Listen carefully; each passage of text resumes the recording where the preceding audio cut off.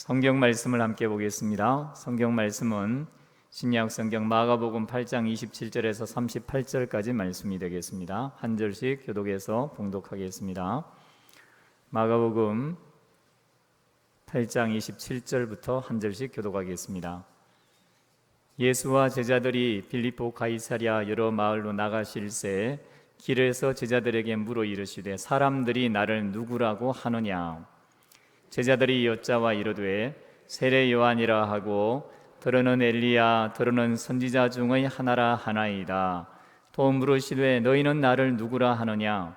베드로가 대답하여 이르되 주는 그리스도시니이다 하매 위에 자기의 일을 아무에게도 말하지 말라 경고하시고 인자가 많은 고난을 받고 장로들과 대제사장들과 서기관들에게 버림받으며 죽임을 당하고 사흘 만에 살아나야 할 것을 비로소 그들에게 가르치시되 드러내놓고 이 말씀을 하시니 베드로가 예수를 붙들고 항변하매 예수께서 돌이키사 제자들을 보시며 베드로를 꾸짖어 이르시되 사탄아 내 뒤로 물러가라.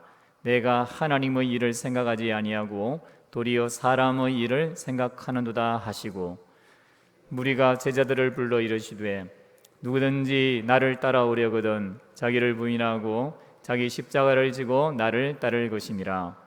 누구든지 자기 목숨을 구원하고자 하면 잃을 것이요 누구든지 나와 복음을 위하여 자기 목숨을 잃으면 구원하리라.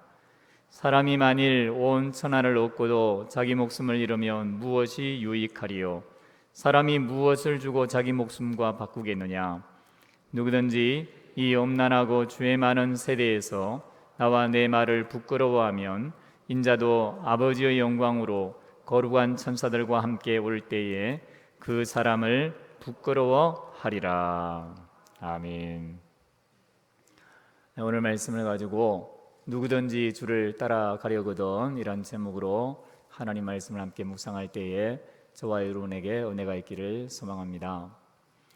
마가복음은 AD 70여 년경에 기록이 되었습니다. 예수님이 십자가에 못 박혀 돌아가시고 부활하시고 승천하시고 성령이 임하시고 사도들이 성령을 받고 3,000명, 5,000명의 성도들이 성령 충만을 경험하고 각지에 흩어져서 복음을 전하며 하나님의 큰 역사를 이루고 하나님의 뜻이 성취되는 것처럼 보였는데 어느덧 40년이란 시간이 지났죠. 베드로는 로마에서 목회를 하고 있었습니다. 로마에서 목회하던 베드로가 설교한 내용, 예수님이 이 땅 가운데서 어떻게 말씀하시고 살아가셨는지를 마가가 받아서 기록을 했습니다. 아마 이때쯤은 베드로도 콜로세움에서 거꾸로 십자가에 못 박힌 채 순교를 당했을 것입니다. 거룩한 하나님의 나라, 하나님 자신인 예수님이 이 땅에 오셔서 기적을 행하셨어요. 죽은 자와 귀신 들린 자, 병든 자를 살리시고 고치시고 귀신으로부터 해방시켜 주셨어요. 하나님의 나라가 너희에게 가까이 왔느니라 예수님이 선포하셨고 내가 죽으면 영원한 하나님의 나라가 다시 너희에게 올 텐데 처소를 예비할 거다.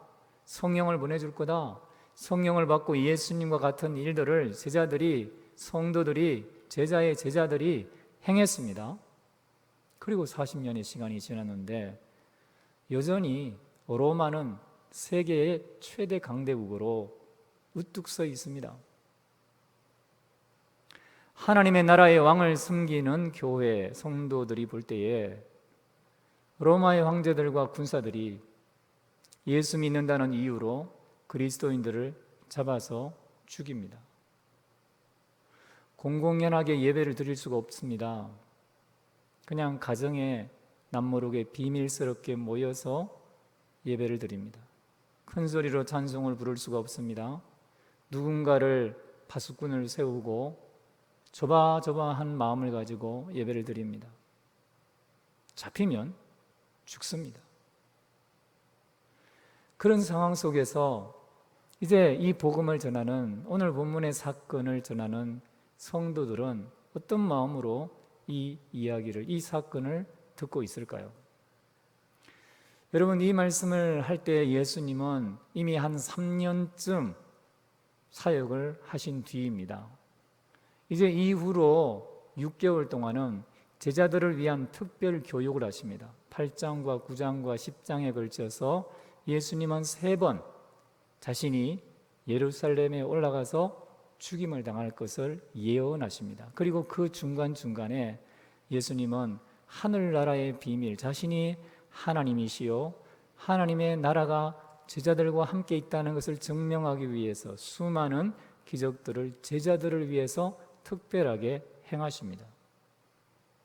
그 오늘 중요한 첫 번째 교훈이 본문에 기록되어 있는 거죠. 여러분, 예수님을 믿는다는 것, 그것은 초대교회의 성도들, 이 복음을 처음으로 예수 그리스도의 그 원형의 모습으로 보고 듣고 있던 제자들에게는 목숨을 걸어야 하는 중요한 사건입니다. 헌신입니다. 결단입니다.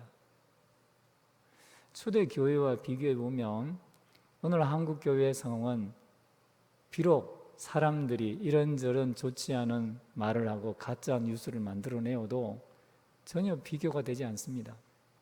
누가 예수 믿는다고 죽습니까? 누가 예수 믿는 사람을 잡아 죽이는 현지입니까? 그런 건 없죠. 우리는 예수 믿는 것 때문에 불이익을 당할 수도 있지만 초대교회 성도들과는 비교가 안 됩니다. 물론 예수님이 사역할 때에 그 AD 30년경쯤에 예수님이 제자들을 통해서 하나님 나라를 위해 일하시던 그때에도 우리와 비교해 보면은 여러분 비교가 안 되는 상황입니다. 제자들은 모든 것을 포기하고 지금 3년 동안 예수님을 쫓고 있습니다. 부모와 처자와 친척들과 전토와 배와 그물과 직업을 다 버렸습니다. 예수님이 나를 따라오너라 라고 말씀했기 때문입니다. 그렇게 3년을 예수님에게 헌신했습니다. 이쯤 되면 여러분 얼마나 위대합니까? 대단하죠. 요즘 교회에서 성경 공부, 제자훈련, 사역훈련 공고를 내도 그렇게 많은 사람들이 기꺼이 헌신하거나 자발적으로 참여하는 퍼센트가 많지 않습니다. 그런 면에서 보면은 이 12명의 사도의 헌신은 대단한 거예요. 그런데 예수님이 지금 제자들을 향해서 가이사랴 빌립보 마을로 가시다가 길에서 한 가지 질문을 하십니다. 얘들아, 사람들이 나를 누구라고 하느냐? 여러분, 예수님은 전지전능하시죠? 예수님은 하나님이십니다. 예수님 모르는 게 없으세요. 사람의 마음을 다 아시기 때문에 사람에게 의지하지 않으셨잖아요.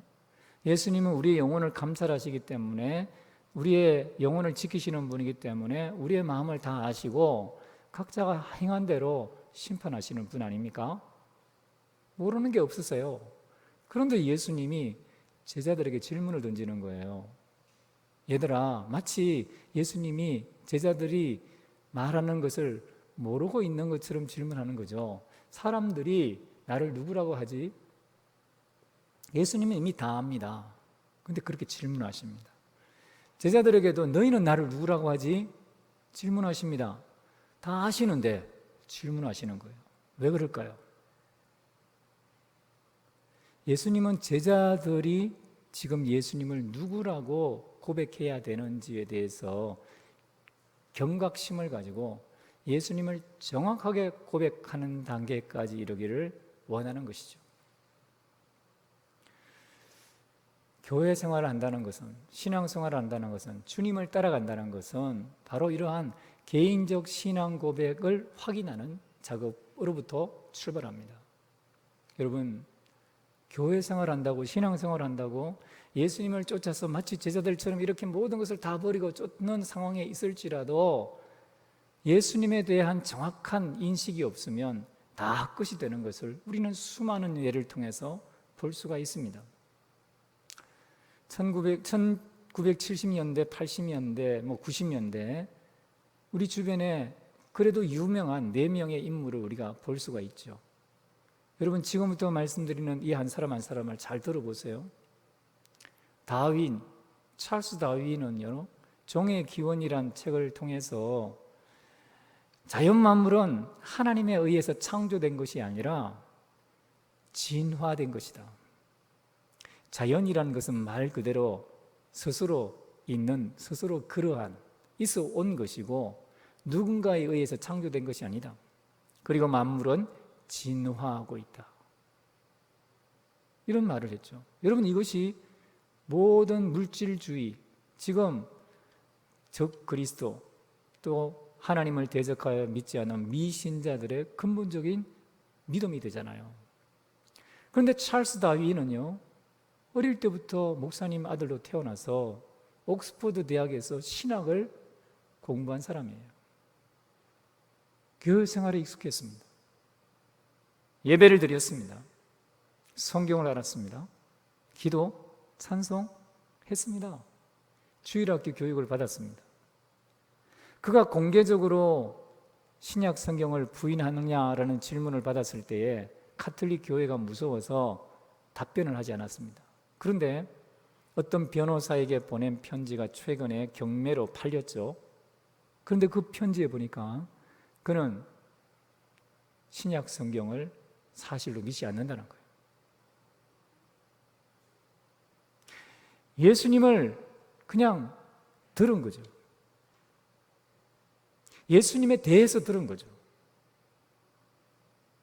그 좋은 신앙교육 환경에서 예수님에 대해서 듣고 만나지 못한 거죠. 찰스 다윈뿐만이 아닙니다. 아인슈타인은 정통 유대교인 집안, 유대교에서 태어나서 자랐고 신약 성경을 좋아했습니다. 그래서 아인슈타인이 이브닝 포스트라고 하는 잡지와 인터뷰한 내용을 보면은 그는 그렇게 말했어요. 신약 성경을 읽으면 예수님이 마치 살아서 움직이는 듯한 생생한 예수님에 대해서 느낄 수가 있다. 예수님의 인격을 접할 수 있다. 나는 신약 성경을 읽기를 좋아한다. 이렇게 말했어요. 그런데 여러분, 최근에 이 다윈이 어떤 사람에게 보낸 편지가 경매에 붙여져서 팔렸습니다. 30억 달러인가 팔렸어요. 근데 거기 내용에 보면 그는 이렇게 말합니다. 유태교는 신화적인 거다. 원시적인 종교다. 그리고 나는 신약 성경을 믿는, 하나님을 믿는 사람들은 마음이 불안해서 의지하는 거지 하나님이란 존재하지 않는다고 믿는다. 물리학의 유명한 법칙들을 발견하고 과학에 지대한 영향을 끼쳤던 아인슈타인은 모태에서부터 기독교 집안에서, 유태교 집안에서 성경을 듣고 배우고 자랐지만 예수님을 개인적으로 만나지 못했습니다. 예수님에 관해서는 알았습니다. 그런데 그는 예수님을 만나지 못했습니다. 우리가 지금 기도하고 있는 통일 한국의 그 원형이 되는 김일성. 여러분, 김일성이 어떤 사람입니까? 그는 평양 어떤 외부의 어떤 지역에서 예수 믿는 집에서 태어났어요. 아버지는 초등학교 교사이면서 선교에 열심히 하는 사람이었습니다. 어머니 강 씨는 집사였어요. 중국에 갔을 때는 그 정동제일교회라고 하는 교회 6대 목사님이 손 목사님 집안에서 그 아들과 함께 친형제처럼 자랐습니다. 그런데 예수님을 만나지 못했어요. 개인적으로 만나지 못했습니다. 아돌프 히틀러라는 사람 잘 아시죠? 여러분, 히틀러가 어떤 사람입니까? 그는 기독교인으로 자랐습니다. 그가 연설할 때 사용한 내용을 보면은 주, 하나님, 독실한 기독 학교를 강조했습니다.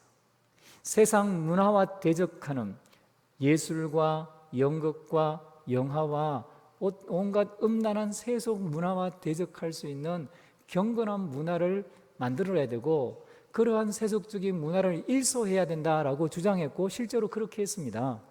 그리고 기독 대안학교를 만들어서 거기서 신실한 사람들을 뽑아서 나치라고 하는 당을 만들고 그리고 유태인들을 숙청하고 전 세계를 피바다로 물들이는 괴수로 살아냈습니다. 많은 사람들은 그가 기독교인이었을 수도 있다라고 지금까지도 주장하는 사람이 있어요. 왜 아돌프 히틀러, 김일성, 아인슈타인 그리고 다윈은 교회 생활을 하고 신앙 생활을 하고 하나님에 대해서 예수님에 대해서 들었지만 하나님 나라의 백성이 되지 못했을까요? 왜 예수님의 제자가 되지 못했을까요? 그들은 예수님을 개인적으로 만나지 못했습니다. 예수님은 지금 제자들의 신앙을 다시 확인합니다. 너희가 지금 3년 동안 나를 따라다니고 있지만 정말로 나를 따라다니고 있는 것이 맞느냐? 너희들이 고백하는 나는 누구냐? 너희의 믿음을 다시 확인해라 질문하시는 겁니다. 여러분, 저와 여러분도 예수님의 이 질문 앞에는 누구도 자유롭지 못합니다. 언젠가 주님은 우리를 개인적으로 만나시고 천국 문 앞에서 질문하실 겁니다. 너는 나를 누구라고 하느냐? 너에게 나는 누구냐? 질문하십니다. 데이비드 플래시라고 하는 레디칼이라고 한 책을 쓴 유명한 기독교 목사님이 계시죠. 그의 블로그에 보면은 그는 이렇게 말했습니다. 기독교인들은 성경의 예수를 우리가 더 편안하게 생각하는 예수 버전으로 변형시키는 방법을 가지고 있습니다. 멋진 중산층 미국인 예수님, 물질주의에 개의치 않는 예수님, 우리가 가진 걸 다 내어놓으라고 전화하는 일은 절대 없으신 예수님, 우리의 위안을 침해하지 않는 명목상의 헌신에도 잘 지내는 예수님, 우리가 균형을 잡기를 원하시고 위험한 극단을 피하기를 원하시며 그 점 때문에 우리가 위험을 완전히 피하기를 원하신 예수님, 우리가 기독교 신자로 살아가면서 우리에게 위안과 번영을 가져다 주시는 예수님. 데이비드 플래시 나의 생각이라고 하면서 그 블로그에 기록한 글이죠. 지금도 있습니다. 성경이 말하는 예수님이 아니라 자신이 보고 싶고 믿고 싶고 따르고 싶은 예수님의 변형된 모습으로 예수님을 믿고 따르는 사람들이 있다는 것입니다. 그런데 여러분, 예수님은 제자들이 그런 예수님이 아니라 가짜 예수가 아니라 진짜 예수님, 자신이 누구인지를 정확하게 알고 따르기를 원하시는 겁니다. 오늘 우리에게도 그러하신 줄로 믿습니다. 여러분, 이 질문은 너무나 중요한 질문입니다. 여러분 스스로, 우리 스스로 던져야 될 질문일 뿐만 아니라 우리의 자녀손들이, 우리 부모와 우리 친척 일가들이 지금 예수님을 누구라고 믿고 따르고 있는지 다시 한번 확인해 봐야 돼요. 다윈과 아인슈타인과 김일성과 히틀러의 부모들이 그 자녀들을 개인적으로 예수님을 만나지 못한 것 때문에 그것을 확인하고 만나기 위해서 몸부림치며 하나님의 은혜를 구했다면 얼마나 좋았을까? 우리는 생각해 볼 수 있는 거예요.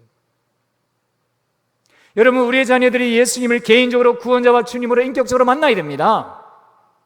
그래야 우리가 주님을 믿고 따르는 것, 그래서 주 예수를 믿어라 그리하면 너와 내 집이 구원을 얻으리라, 이 말씀의 은혜를 누리는 가정이 되는 것입니다. 그런 우리가 되는 거예요. 우리 주변에 있는 이웃이, 오늘 우리 함께 예배드리고 있는 구미강동교회에 같이 속해 있는 성도들이 그러한 성도로 주님 앞에 예배드릴 수 있기를 주의 이름으로 축원합니다. 중요한 질문이요, 기도 제목입니다. 누구든지 주를 따라가려거든 이라고 하는 이 예수님의 말씀을 앞에서 예수님이 쭉 질문한 것을 통해 살펴보면, 두 번째 우리가 중요하게 얘기 될 게 뭐냐면 사탄에 노출되어 있는 자신을 발견해야 한다는 것입니다. 다시 말해서 사람들의 일들이 아닌 하나님의 일들을 생각하는 사람이 되어야 한다는 것이죠. 여러분, 베드로가 예수님이 질문하자 선뜻 대답을 했습니다. 당신은 그리스도이십니다. 우리말 성경에는 주는 그리스도이십니다 라고 고백했지만 예수님을 당신이라고, 너, 쉬라고 하는 대명사를 사용한, 인칭 대명사를 사용하는 너라고 고백하는 것이 아마 불경스럽다라고 해서 주라고 번역한 것 같아요. 그런데 원래는 당신은 그리스도입니다. 이런 표현입니다. 그러니까 주라고 하는 표현은 원래 아도나이 하나님이라고 하는 표현이기 때문에 예수님을 하나님이라고 고백하는 것은 아직 베드로에게는 익숙하지 않았던 부분이 있는 것으로 보여집니다. 그런데 어쨌든 그는 그리스도다라고 고백했죠. 이것은 마태복음 16장에서 예수님이 이 이야기를 들었을 때, 고백을 들었을 때 베드로에게 엄청난 칭찬을 하지 않습니까? 바요나 시모나 내가 복이 있도다. 이를 내게 알게 하니는 혈육이 아니요 하늘에 계신 내 아버지다. 내가 너의 고백 위에 내 교회를 세우리니 음부의 권세가 해하지 못할 것이다. 여러분, 이 고백은 엄청난 것입니다. 하나님이 주셔야만 할 수 있는 것입니다. 사람은 절대로 못하는 거예요. 제가 앞에서 개인적인 고백으로 인격적으로 예수님을 만나야 된다 말씀드렸는데, 요한 웨슬레라고 하는 영국의 유명한 목사님이 계시죠. 그는 영국을 큰 부흥의 도가니로 하나님의 은혜의 강물로 이끌었던 하나님의 사람이었습니다. 그런데 그도요, 한때 예수님을 믿고 목사가 되어지고 목회를 하면서도 자기가 전하는 것을 믿지 못했어요. 그래서 어느 날 모라비안 교도가 웨슬리 목사님한테 이렇게 질문했습니다. 당신은 예수님이 누구라고 생각합니까? 그러니까 이 웨슬리 목사님이 뭐라고 말했냐면, 예수님은 세상의 구세주입니다. 그러니까 모라비안 교도가 다시 묻습니다. 당신에게 예수님은 누구라고 생각합니까? 그러니까 이 요한 웨슬리 목사님이 대답을 못하는 거예요. 다시 묻습니다. 당신에게 예수님은 구세주입니까? 그러니까 이 웨슬리가 뭐라고 말하냐면, 그러게 되기를 바랍니다. I hope so. 이렇게 대답을 했어요. 그러니까 요한 웨슬리 목사님이 목사가 되어서 목회할 때까지만 해도 그는 예수님은 세상의 구세주다라고 믿었고 자기의 하나님으로, 자기의 구세주로는 믿지 못하고 있었어요. 그렇게 되기를 원합니다라고 믿고 있다는 거예요. 그래서 그는 그 모라비안 교도와의 이 대화 이후에 자기는 예수님을 믿지 못하고 이렇게 가르치고 전도하고 있는데 이것이 가능한가? 이렇게 살아도 되는가? 큰 고민에 빠집니다. 그리고는 그 대선배 목사님에게 편지를 보냈어요. 나에게 이런 갈등이 있습니다. 어떻게 하면 좋겠습니까? 그때 그 목사님이 이 웨슬레에게 이렇게 답변을 하죠. 전하는 것을 믿지 못한다면 전하다가 믿게 되도록 기도해라. 믿는 상태로 전하지 못하면 전하다가라도 믿게 되도록 기도하라는 것이죠. 그래서 그때부터 웨슬리 목사는 나는 믿음을 주십시오. 성경이 그냥 나와 동떨어진 이야기가 아니라 믿고 전하게 해주십시오. 전하다가 믿게 은혜를 베풀어 주십시오라고 기도합니다.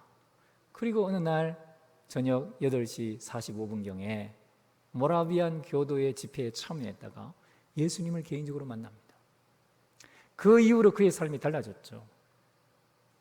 여러분, 이것은 어떤 개인도 예수님을 인격적으로 만나기 전에는 종교 생활에 빠져 있을 수 있다는 가능성을 보여주는 이야기 아닙니까? 그러므로 우리는 개인적으로 예수님 만나야 돼요. 여러분, 개인적으로 예수님 만나는 이 은혜가 교회를 구성하는 것입니다.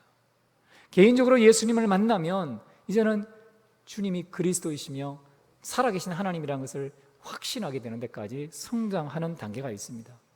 그리고 구원을 받습니다. 그런데 예수님이 제자들에게 이런 질문을 하시고 6개월 동안 사역하신 중요한 내용이 뭐냐면, 이 땅에 예수 믿고 살다가 그냥 예수님 믿어서 구원받는 것으로 인생이 끝나지 않는다는 거예요. 제자의 길이 있다는 것입니다. 하나님 나라의 길이 있다는 것이죠. 하나님의 사역이 있다는 것입니다. 예수님이 이 말씀을 듣고 난 다음에 너무너무 기뻐하셨지만 이것을 경계해야 될 필요가 있어서 제자들을 둘러보시면서 이렇게 말씀합니다. 엄히 경계하시면서 사람들에게 이것을 말하지 말아라 하시며 가르치기 시작합니다. 뭘 가르치냐면, 이제 내가 예루살렘에 올라가서 장로들과 서기관들과 대제사장들에게 붙잡힌 바 되어서 많은 고난을 받고 버림받고 십자가에 못 박히고 죽을 것이다. 이 가르침을 시작합니다. 그때 분위기는 아주 엄숙합니다. 예수님이 표정이 굳어 있는 거예요. 제자들이 볼 때 이게 도대체 무슨 말인가 하지만 그 분위기가 엄숙한 분위기에서 그 말씀을 듣고 있었습니다. 여러분, 그때 조금 전에 주는 그리스도입니다, 당신은 그리스도입니다 라고 고백해서 예수님에게 칭찬을 받고 그 고백 위에 예수님의 교회가 세워질 것이다 라고 예수님이 예언해 주었던 그 베드로가 예수님을 붙들고 항변합니다.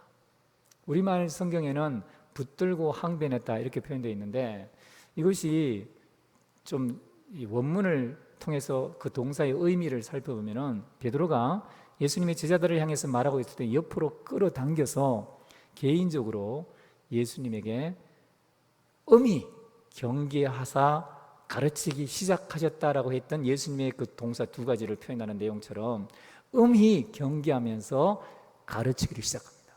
베드로가 예수님을 가르치기 시작하는 거예요. 다른 말 예전의 성경에서는 꾸짖었다 이렇게 표현되어 있죠. 그러니까 베드로가 예수님이 말씀하신 이 내용을 듣고는 납득이 안 되고 설득이 안 되고 이게 마음에 합해지질 않는 거예요. 그래서 베드로가 예수님을 꾸짖습니다. 엄하게 가르치기를 시작합니다. 베드로는 아마 예수님보다 나이가 많았다고 추정이 되죠. 그리고 베드로가 지금 모든 것을 다 버리고 하나님의 나라를 이루기 위해서 예수님을 따라가고 있는데, 베드로나 주변에 있던 제자들 중에는 칼도 가지고 있어요. 그들 중에 보면 여러분, 이 베드로를 유시해서 제자들이 어떤 사람들입니까? 열심당원, 그리고 갈릴리에서 어부 출신의 사람들, 세리였다가 모든 것을 포기하고 예수님 따르는 사람들, 그리고 레위 같은 사람, 이런 사람들 보면요 그냥 평범한 사람이 아니에요. 열정이 넘치는 사람입니다. 로마의 이스라엘이 지금 정복당해서 자기 민족이 억압당하는 것을 눈뜨고 볼 수 없는 사람들이에요. 그냥 일상생활로서 만족할 수 없는 사람들입니다. 그래서 어떻게 해서든 간에 물리적으로 하나님의 나라가, 다윗의 왕국이 로마를 정복하고 이루어지기를 원하는 사람들입니다. 그런데 예수님이 하시는 말씀이 뭐냐면, 이제 예루살렘에 올라가면 자기는 사람들에게 죽는다는 거예요. 베드로가 억장이 무너지는 심정으로 예수님을 꾸짖고 엄히 경계하고 가르치기 시작했습니다. 그런데 여러분, 이것은 베드로 속에 역사하고 있는 하나님의 일이 아닌 사람의 일을 생각하는 사탄의 역사였습니다. 그래서 예수님이 하신 일이 뭡니까? 사탄아, 내 뒤로 물러가라. 네가 하나님의 일을 생각하지 아니하고 사람의 일을 생각하는도다. 여러분, 사람의 일을 생각하게 만드는 것이 사탄의 일입니다. 사탄은 실존하죠. 구약 성경에서 창세기 3장, 욥기 2장, 그리고 이사야, 에스겔서에 또 스가랴서에 보면은 사탄이 등장합니다. 사탄은 아담과 하와가 에덴 동산에 하나님의 복락을 누릴 때 찾아와서 그 복락을 빼앗아가는 존재였고, 욥이 하나님의 은혜를 누리고 이 땅 가운데 거부로 복을 누리고 살 때 와서 욥의 안녕을 뒤흔들어 그의 신앙을 위험에 빠뜨리는 존재였습니다. 그는 지극히 높으신 하나님과 겨루어 이기겠다라고 하면서 천사들, 서랍들을 꼬셔서 유혹해서 하나님을 대적하게 만든 존재입니다. 스가랴서에 보면은 나라를 대적하는 존재가 사탄입니다. 그리고 신약 성경에 보면은 19권에 걸쳐서 사탄이 언급되어 있습니다. 예수님도 25번에 걸쳐서 사탄에 대해서 말하고 있습니다. 사탄은 인격을 가지고 있습니다. 감정이 있습니다. 지성이 있습니다. 계략을 품을 수 있습니다. 가룟 유다의 마음에 예수팔 생각을 집어넣었을 뿐만 아니라 또 베드로의 마음에 예수님을 지금 붙잡아서 엄하게 꾸짖어 가르쳐야 되겠다는 마음을 넣어준 존재가 사탄입니다. 여러분, 내가 예수님을 주님으로 고백한다, 내가 예수님을 그리스도라고 믿는다라고 해서 사탄이 가만두는 게 아니에요. 사탄은 사람에게 붙어 있고 사람을 장악하고 그 속에 들어와서 질병을 주고 온갖 좋은 것, 그것을 빼앗아 갑니다. 화와 저주를 줍니다. 오늘도 불법으로 우리를 장악하고 있을 수 있어요. 마치 어떤 세던 사람이 불법으로 세 주는 것이 끝났는데 떠나지 않는 것처럼 사탄은 여전히 불법으로 성도와 성도 주변의 삶에 찾아와서 이러한 하나님의 일이 아닌 사람의 일을 생각하게 만드는 거예요. 예수님은 하나님의 일을 생각했습니다. 예수님은 하나님의 뜻에 따라서 이 땅에 오셨고 창세기 3장 15절부터 예언된 뱀의 머리를 상하게 하는 여인의 후손으로 인류를 구원하는 일들을 위해서 지금 하나님을 따라 헌신하고 계십니다. 많은 고난을 받기로 스스로 작정하셨습니다. 그리고 사람들에게 버리움을 당할 것입니다. 십자가에 죽을 것입니다. 부활을 하실 겁니다. 이것을 예수님이 선택했습니다. 그런데 사탄에 속해 있고 사람의 일을 생각하는 베드로의 눈에는 예수님의 이러한 삶이 전혀 맞지 않는 거예요. 예수님의 모습이 그리스도의 모습이라고 생각되지 않는 것입니다. 여러분, 이것은 사탄이 예수님께 지속적으로 주입하고 공격하기 원했던 그리스도의 모형이 아닙니까? 사람들에게 자기를 드러내고 기적을 베풀고 수많은 사람들의 영화로움 앞에 굴복하게 만드는 것, 사람들이 부추겨서 임금되게 만드는 것, 십자가의 상에서도 네가 내려와라, 네가 만일 하나님이라면 너 스스로를 구원해봐라 라고 외치게 만들었던 사탄의 전략이에요. 그런데 베드로가 이걸 모르는 거예요. 여러분, 예수님이 여기 말씀하실 때 네가 하나님의 일을 생각하지 아니하고 사람의 일을 생각하는도다라고 말씀하시는데, 이걸 원문에 보면은 생각하는도다라고 하는 단어가 한 번 나옵니다. 네가 하나님의 일이 아닌 사람의 일을 생각하는도다. 이 말씀, 예수님 말씀을 잘 보면 우리는 한 가지로만 생각할 수 있는 거예요. 베드로는 지금 사람의 일만 생각하고 있는 거예요. 하나님의 일을 생각하는 예수님과 다른 사람의 일만을 생각하는 것입니다. 우리는 두 가지 생각을 동시에 할 수 없습니다. 성령 충만하든지 악령 충만하든지 육체 충만하든지 둘밖에 없어요. 여러분, 우리가 선한 일을 말하고 선한 것을 생각하고 선한 일에 헌신할 때에는 성령 충만한 것입니다. 그러나 악한 것을 생각하고 악한 것을 말하고 악한 것을 행할 때에는 악령이, 마귀적이고 세상적이고 정욕적인 사탄이 우리에게 역사하고 있는 거예요. 지금 예수님 앞에서 베드로에게 사탄이 역사했다면 우리는 말할 것도 없죠. 예배드리고 있는 현장이라도 얼마든지 사탄은 역사할 수 있는 거예요. 그래서 우리는 예수님처럼 해야 됩니다. 사탄아, 내 뒤로 물러가라. 우리의 육체의 정욕을 일으키고 육체의 소욕을 일으키고 사람의 일들을 생각하게 만드는 모든 것들이 일어날 때 우리는 하나님을 가까이 하고 마귀를 대적해야 합니다. 그렇지 않으면 우리는 영적 싸움에서 패배하게 되는 거예요. 사탄이 밀가부로도 타려고 베드로를 청구했을 때에 한시 동안 기도하지 못함으로 말미암아 까불림을 당하는 거예요. 사탄이 장난감 가지고 놀듯이 까불고 우리를 괴롭힐 수 있는 거예요. 조심해야 됩니다. 예수님은 여기서 지금 제자들이 귀신을 내어쫓고 병든 자를 고치고 70인명이 그렇게 나아가서 사역을 행했음에도 불구하고 자기 속에 들어와 있는 사단의 역사를 깨닫지 못하는 것을 보시며 그 정체를 드러내시고 제자들이 앞으로 대적해야 될 존재가 누구인지를 분명하게 알려주셨습니다. 제라드 윌슨이라고 하는 분이 2020년 4월에 거짓 복음이라고 하는 책을 발간을 했습니다. The Gospel According to the Satan이라고 하는 책이죠. 원문은 그러니까 사탄의 복음이라는 책인데 우리말로는 거짓 복음이라고 번역을 했습니다. 그는 거기서 그렇게 말했어요. 태초에 사망이 있기 전에 거짓말이 있었다. 사망이 있는 것 전에 거짓말이 있었다라고 하며, 사탄이 지금 우리 시대에, 그리고 예수님 시대뿐만 아니라 모든 시대의 모든 사람들에게 선언하고 있는 사탄이 주장하는 거짓 복음이 있다는 거예요. 8가지입니다. 거짓말 8가지입니다. 한번 보실 텐데요. 첫 번째 거짓말은 하나님은 오직 내가 행복하길 바라셔라고 하는 거짓말입니다.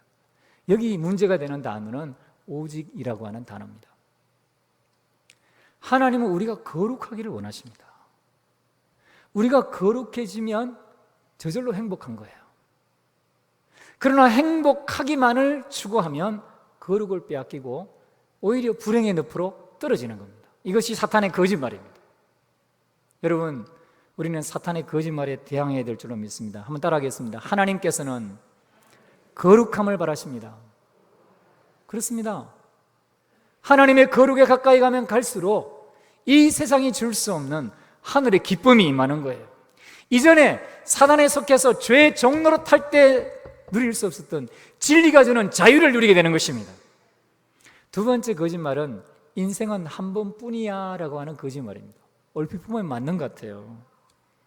그런데 여러분, 이 말 속에는 한 번뿐이니까 좀 적당하게 즐겨봐 라고 하는 유혹이 숨어 있습니다. 왜 하나님의 법을 따라서 그렇게 엄격하게 갇혀있는 노예처럼 살아야 되느냐라고 하는 사탄의 거짓말이 있습니다. 여러분, 우리가 언제 정말 행복한 줄 아십니까? 하루를 살아도 하나님의 법에 온전히 순종할 때에 여러분, 하나님의 은혜가 있고 복이 있는 거예요. 마치 비행기가 비행 경로를 달릴 수 있는 것처럼, 철도가 레일 위를 달리는 것처럼, 전기선이 전기를 통해서 공급하는 것처럼 하나님의 은혜는, 하나님의 복은 하나님의 말씀이라고 하는 레일을 통해 순종할 때 우리에게 오는 것입니다. 사단은 이걸 항상 거짓말로 속이는 거예요. 따라하겠습니다. 하루를 살아도 순종하며 살자. 완전히 순종할 때에 완전한 하나님의 은혜를 누리게 되는 거예요. 얼마나 많은 성도들이 이것 정도는, 사소한 것 정도로 내가 불순종해도 되지 않을까 하는 사탄의 거짓말에 넘어가고 있는지 모릅니다. 세 번째 사탄의 거짓말은 너만의 진리를 살아가는 거야 라고 하는 것입니다. 여기서 제라드 윌슨은 뭘 예로 들었냐면 다른 사람을 용서해 주지 말라는 거예요. 어리석은 사람이 다른 사람을 용서한다는 거예요. 착해 빠진 사람이 다른 사람을 용서하는데 그런 사람들은 세상에 이용당한다는 것입니다. 정의를 행해야지, 공의가 빛을 발하게 해야지 왜 다른 사람을 일방적으로 용서해 주냐는 거예요. 여러분, 다른 사람을 용서하는 것이 하나님 앞에 진짜 쓰임받는 거예요. 그게 이용당하는 게 아니라 하나님의 도구로 사용되는 겁니다. 하나님이 우리를 용서했잖아요. 일방적으로 아무 이유 없이, 아무 공로도 없이 그냥 우리가 아직 죄인이고 하나님 앞에 감사치도 아니하고 용서받는지도 모를 때 하나님이 일방적으로 우리를 용서해 주셨어요. 1만 데나리온의 빚을 탕감해 주셨습니다. 그리고 우리가 우리에게 죄 지은 자를 용서해 준 것처럼 우리를 용서해 주신다고 합니다. 용서 안 하면 우리에게 용서가 없어요. 사탄이 이걸 못하게 합니다. 사람은 언제 누구에게 상처받습니까? 가까운 사람에게 상처받아요. 집안 식구에게 상처받고, 매일 만나는 사람에게 상처받고, 교회 생활하면서 성도들에게 상처받아요. 그런데 가족을 용서하지 못합니다. 남편이 아내를, 아내는 남편을, 부모가 자식을, 자식이 부모를 용서 못해요. 형제자매끼리 용서를 못해요. 옛날에 한마디 했던 그 한 가지 행동 가지고 계속해서 정말 무슨 뽑아먹듯이 뭔 일이 생기기만 하면 그걸 덜 추원해가지고 계속해서 용서하지 않는 마음을 표현합니다. 교회 생활하면서도 마찬가지예요. 여러분, 처음 교회 오는 새신자하고 오랫동안 교회 생활한 사람하고는 서로 앙금이 있을 수가 없어요. 어릴 때부터 같이 신앙생활하고 교회 안에 성장한 사람들끼리 앙금이 있는 거예요. 얽히고 설킨 가시트기 같은 이 사탄의 견고한 진들이 강력하게 교회의 부흥을 가로막고 하나님의 나라의 역사를 가로막고 있어요. 그러면서 늘 미워하는 거예요. 용서를 안 하는 거예요. 사탄의 거짓 복음입니다. 여러분, 속지 마십시오. 용서하십시오. 하나님이 용서하라고 하시잖아요. 하나님이 용서하셨잖아요. 우리는 하나님을 따르는 사람이에요. 내가 믿고 싶은 하나님이 아니라 진리의 하나님 그대로를 믿는 사람들이에요. 그래야 우리에게 하나님 나라가 임하는 거예요. 한번 따라해 볼까요? 하나님의 진리가 나를 자유케 합니다. 여러분, 사단이 얽어매고 있는 어둠의 결박을 보세요. 용서하지 못하는 마음을 보세요. 용서하세요. 안 보여요? 여러분, 사탄이 여러분 결박하고 있는 게 안 보여요? 보십시오. 네 번째 거짓말은 지금 내가 느끼는 것을 믿으라는 것입니다. 여러분, 사탄은 나를 안전하게, 나를 좋다, 내가 지금 쾌락을 느낀다, 내가 평안하다 느끼는 거짓 느낌을 줍니다. 죽어가는 그 순간, 지옥 불못으로 향해 가고 있는 그 순간에도 거짓 평안을 느끼게 해요. 가지고 있는 돈을 보게 하고, 건강한 자신을 보게 하고, 주변에 나를 좋아하는 사람들을 보게 하고, 그래서 거짓 평안을, 거짓 안전을 느끼게 하는 거예요. 그러나 실체는 그렇지 않죠. 부자가 창고를 짓고 곡식을 거기다 다 굳어들이고, 내 영혼아 이제는 편안히 쉬자, 편안하게 느꼈죠. 그러나 하나님 뭐라고 말합니까? 어리석은 자여, 오늘 밤 내가 내 영혼을 도로 취하리니 네 준비한 것이 누구의 것이 되겠느냐? 거짓입니다. 여러분, 지금 내가 느끼는 것을 믿으라고 말하는 사탄의 말을 믿지 마십시오. 보이지 않는 것을 보고 믿고 따라가는 것이 신앙입니다. 이것이 우리의 삶입니다. 보이지 않는 것이 진짜입니다. 하나님의 나라가 진짜입니다. 이 보이는 세상은 사탄이 지금 우리를 장악하고 공격하는 것입니다. 이겨내야 됩니다. 한번 따라하겠습니다. 보이지 않는 것을 바라고 믿으십시오. 네 번째, 이런 지금 내가 느끼는 것을 믿으라고 하는 거짓말 다음에 다섯 번째가 뭐냐면, 내 인생은 내가 만들어가는 거야 라는 것입니다. 내 인생은 나의 것, my way라고 하는 팝송이 있죠. 누구도 나를 간섭하지 말라는 거예요. 그러나 여러분, 우리는 하나님에 의해서 피조된 피조물이에요. 하나님의 영광을 찬송하도록 지원받았습니다. 그래서 교만한 마음을 버려야 됩니다. 창조주 아래에 우리가 있는 거예요. 그래서 창조주를 온전히 믿고 따를 때에만 우리에게 진정한 자유가 있습니다. 창조주의 법칙에 따라 살 때만 자유가 있어요. 선악을 알게 하는 나무 열매를 따먹으면 자유를 빼앗기는 거예요. 주의 율법의 굴레를 벗어나면 그때부터 저주가 임하는 거예요. 사탄이 와서 도적질하고 죽이고 멸망하는 겁니다. 그걸 사탄이 거짓말로 계속해서 우리에게 주입합니다. 네 인생은 네 거야, 그렇게 말해요. 여러분, 이걸 믿지 말라는 것입니다. 불안과 염려를 회개하고 하나님 앞에 이것을 내어놓기를 원합니다. 교만과 거만을 내어놓고 하나님을 주인으로 온전히 모시기를 바랍니다. 그러면 거짓말을 이길 수가 있습니다. 여섯 번째 거짓말은 모든 것을 내려놓고 하나님이 하시게 하자라고 하는 거짓말입니다. 여러분, 이게 뭔 말이냐면, 어려움과 상처가 있는 사람들이 자기가 하나님 앞에 자기를 포기하지 않은 채 하나님이 자기의 것을 좋게 해주기를 바라면서 불안해하고 염려하는 상태를 말하는 거예요. 우리는 모든 것을 하나님께 다 맡겨야 됩니다. 이건 맞아요. 그런데 상태가 다른 거예요. 내 것을 포기하지 않는 채 하나님이 모든 것을 해주실 것이다라고 기대하는 것이 아니라는 겁니다. 그게 사탄이 우리에게 요구하는 거예요. 거짓말하는 거예요. 그러나 그렇지 않습니다.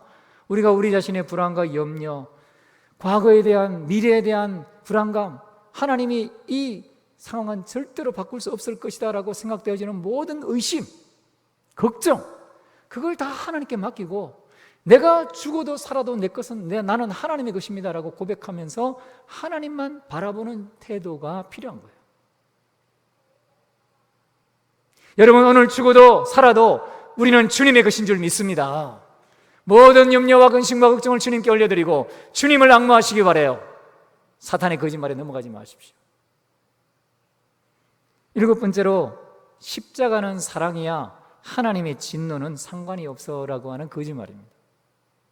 예수님이 죄도 모르고 아직 죄에 대해서 깨닫지도 못하고 하나님의 앞에 감사하지도 아니하고 영화롭게도 아니하고 십자가에 대해서 모를 그때 예수님이 십자가의 죽으심으로 자기 백성을 구원했는데, 그 사랑의 예수님이 지옥을 만들어? 말이 안 되잖아, 이렇게 주장하는 거예요. 아마 지옥에 가도 언젠가는 하나님 다시 기회를 줄 거야 라고 속삭이는 거예요. 그러나 그렇지 않습니다. 하나님은 공의의 하나님이시기도 합니다. 하나님의 공의가, 그 진노가 예수님의 십자가 몸에 부어진 거예요. 하나님을, 이 사랑을 거절하고 하나님에 대해서 마음을 열지 아니하고 끝까지 부인한 사람들에 대한 하나님의 형벌이 기다리고 있는 것입니다. 그것이 지옥의 불못입니다. 이 땅 가운데서도 하나님의 살아계심에 대해서 여러 가지 현상을 보여주고 하나님의 말씀을 보내주고 사람들을 보내어서 아벨과 제사장 사이에서 죽임을 당한 사가랴처럼 지속적으로 포도원에 일꾼을 보내서 싹을 달라라고 말하는 하나님의 명령과 하나님의 말씀을 거역한 사람들은 왕이 와서 마침내 진멸하는 것입니다. 여러분, 그래서 우리는 하나님은 사랑뿐이야 라고 말하는 사단의 속삭임에 넘어가면 안 됩니다. 한번 따라할까요? 죄는 모양이라도 버리자. 선한 데 지혜롭고 악한 데 미련하자. 여러분, 죄에 대해서 심각하게 고민하고 어떠한 사소한 말이나 언행 심사도 주님 앞에 범하지 않기 위해서 몸부림을 쳐나가는 것입니다. 마지막으로 사탄의 거짓말은 하나님은 스스로 돕는 자를 도우셔라고 하는 거짓말입니다. 여러분, 진정한 하나님의 복은 예수님의 산상보훈에서 복을 누가 받았다고 합니까? 심령이 가난한 사람이 복이 있습니다. 마음이 청결한 사람이 복이 있습니다. 내 것을 더 많이 가지려고 움켜쥐는 사람에게는 복이 없어요. 하나님이 하루하루 먹고 살게 하는 것에 만족하는 사람, 그러다가 하나님이 복을 주셔서 그 복을 세상 사람들에게 나눌 수 있는 그릇이 되었을 때 하나님의 복으로 부유하게 되는 것은 가능합니다. 하나님의 이름을 높이기 위해서 하나님이 때로 그렇게 만들어주세요. 그런데 돈을 모으고 끌어모으고 억측같이 내 것을 쟁취하려고 만드는 그런 마음으로 살아가는, 그것을 마귀가 계속해서 심령에 불어넣는 거예요. 스스로 돕는 사람을 돕지, 돈이 있어야 뭐든 하지, 돈 없어봐 라고 하면서 마음에 충동질을 하는 사단의 거짓말이 있다는 거예요.